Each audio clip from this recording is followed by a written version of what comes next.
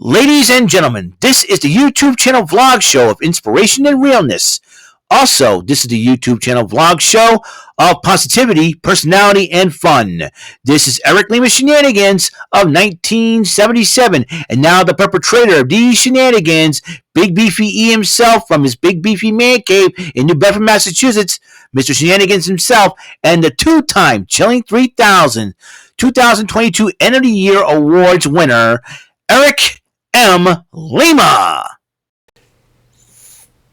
Thank you very much, Mr. Announcer, sir. Well, hello there, everyone. Welcome to yet another episode of Eric Lima Shenanigans of 1977, episode 886 of the show, and we just got done watching AEW Collision. We're going to talk about what the heck is going on in Collision, and in fact, we are entering the first day of fall. On the next episode of the show, though, I will have the 10th edition of the Shenanigan Address. We'll be talking about summer of 2023. But until then, hang on to your hats, kids, because this one's going to be a doozy here.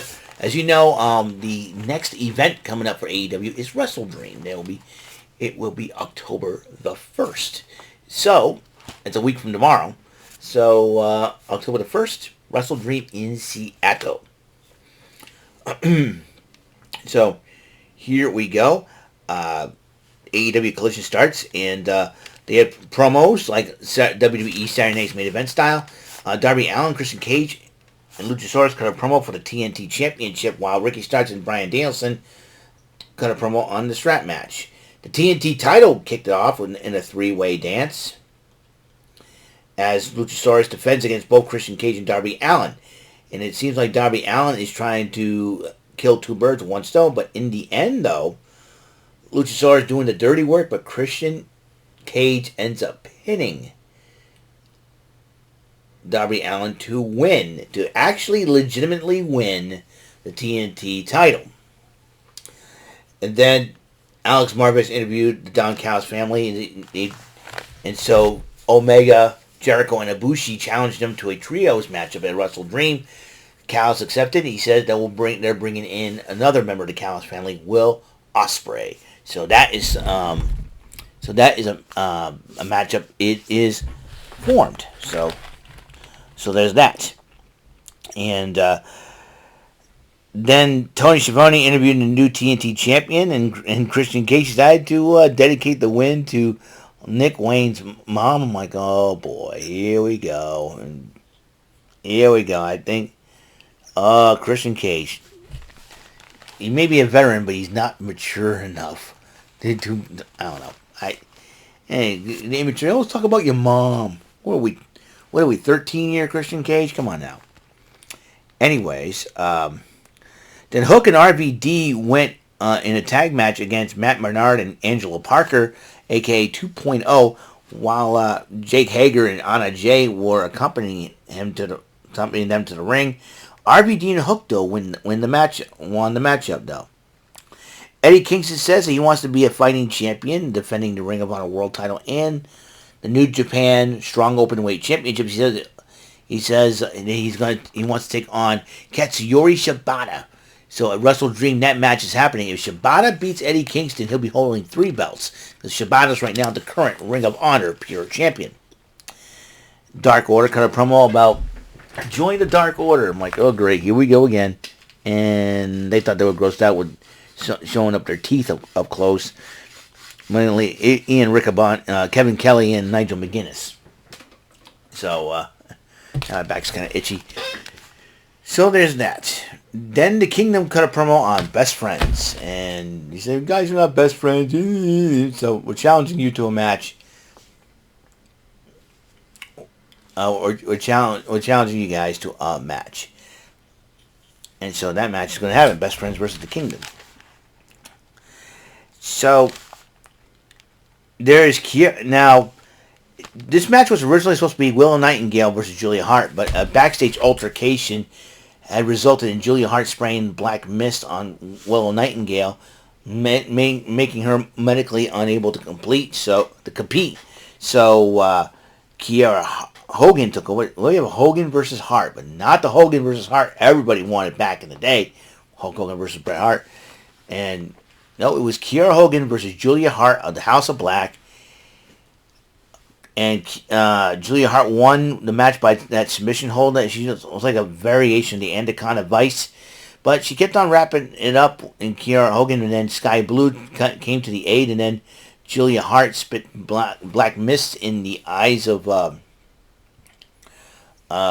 Sky Blue, and then Brody King says, 25 straight matches. This is going to continue until we get to the final boss.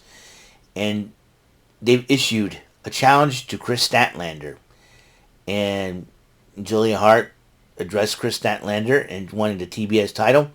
That match will happen at Wrestle Dream. The TBS title on the line. Chris Statlander to defend against Julia Hart. Be careful what you wish for, girl. You know you just might get it. And then the Righteous cut a promo on MJF and Adam Cole. It looks like that match will also happen at Wrestle Dream, as Better Than You Baby will be defending that title against the Righteous. And that Dutch guy is totally creepy.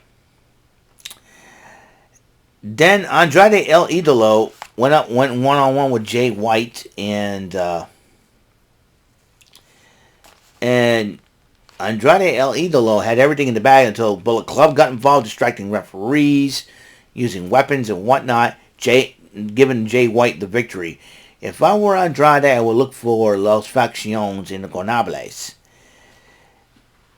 Ortiz addresses Mike Santana. That match may end up happening down the road. We shall see.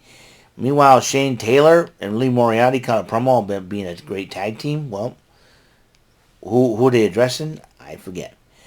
Meanwhile, the AEW Tag Team titles on the line. It's FTR went up against the Workhorsemen, and Aussie Open joined on commentary. After the matchup, Aussie Open addresses FTR, and then FTR responded back. A little trash talk before their matchup.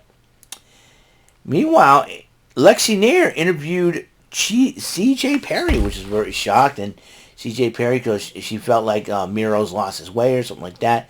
Miro, though, interrupts CJ Perry, and CJ Perry basically said, you want to go your way? I will go mine. I think she's going to be a manager, and she says that, do me a favor, do not interfere in my client's title matches. And Miro said nothing, just turned around and walked away. So this is an interesting situation for sure. Then the main event, Texas Death Match, Bryan Danielson versus Ricky Starks. This match could have gone either way. There was a heck of a matchup until towards the end, Bryan Danielson wrapped up his knee with the chain and used it to knock out Ricky Starks. Ricky Starks at the count of 10 did not win. Bryan Danielson did win. Big Bill was tending to Ricky Starks while Wheeler Yuta was tending to Bryan Danielson. And then there was tension between Big Bill and Wheeler Yuta. And they were having a standoff. They started arguing. And then and then Ricky Starks just told everybody back and said, calm down and all that. Maybe he has respect for Bryan Danielson. I don't know. But one thing is for sure. Those two going at it, it is something else. Well. So, next week will be the final week, and not only of September, also the final week before Wrestle Dream. So, this is going to be a lot of fun. So, I want to thank everybody for coming in for today's episode of the show. Tonight's episode of the show. So, next episode, like I said, we're going to talk a little bit about the summer of 2023 in my 10th edition of the State of Shenanigans address.